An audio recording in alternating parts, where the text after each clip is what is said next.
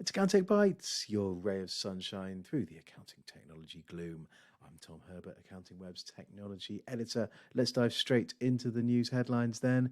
And I led the email this week on a misplaced anti-money laundering form that got lost at HMRC HQ and led to an accounting firm's agent access being struck off, meaning they couldn't file any returns. They lost a month's worth of work and almost went out of business. A lot of detail to dig in there, so do check that story and everything else in this video out via a link in the description.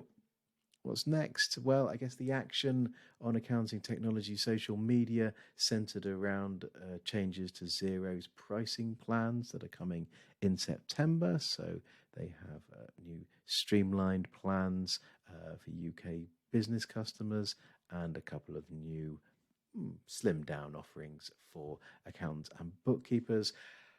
A mixed reaction, shall we say.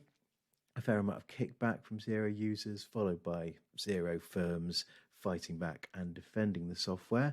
I'm going to refer you to an article I published back in August when a bunch of vendors changed their pricing plans.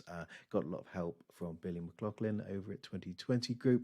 We sort of looked at a few things to consider when deciding to either lump the latest price hikes or pack up those bags of receipts and move on. So sort of proper cost benefit analysis rather than anything knee jerk.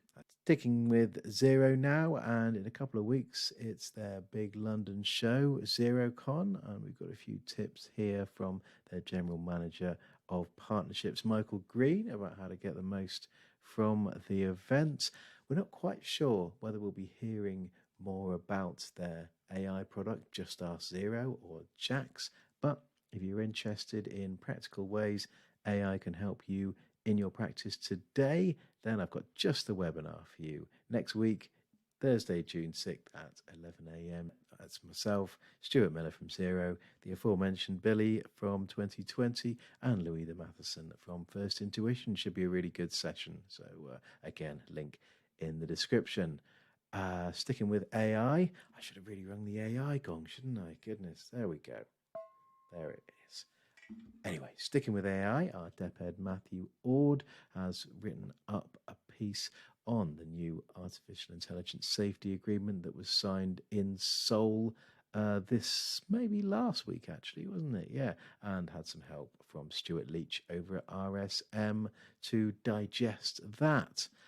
And I also wrote a column on accounting AI and perhaps the last big leap forward in accounting technology, the humble spreadsheets. So do check that out. And concluding the AI section, it's quite a big one today. ICAW has published a piece based on their report around mid-tier accounting firms and their AI plans.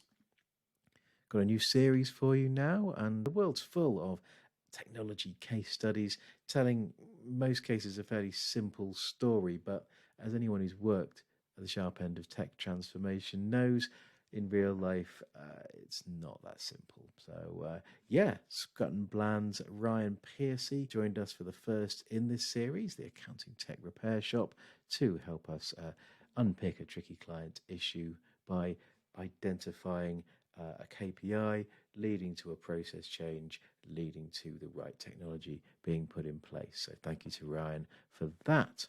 The Accounting Excellence Awards is still open. You can get your entries in, including Digital Transformation Project of the Year. So do check that out, accountingexcellence.co.uk. A couple of practice management updates now, and catch-up fees are coming to Client Engager. They keep shipping new stuff.